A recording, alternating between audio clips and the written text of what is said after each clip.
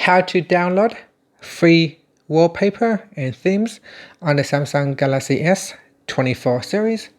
First, tap on the home button to go back to the home screen. On the home screen, touch and hold on a blank spot on the home screen. Then tap on wallpaper install or themes. So tap on themes here. And for themes, you can tap on the search button. And in here, you can type in the keyword free themes. In here, it will show you all the themes that are free.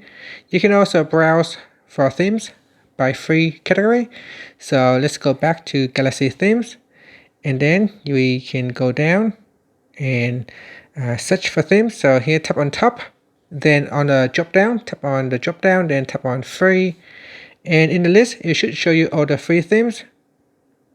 Some of them are paid, and then due to promotion, sometimes it gets to the free category. So for example, this one here used to cost a few dollars. Now it is available for free. So that is the free themes. For wallpapers, you tap on the wallpapers tab. And again, you go to top, then tap on the drop down and select free. And here you'll be able to download free wallpaper.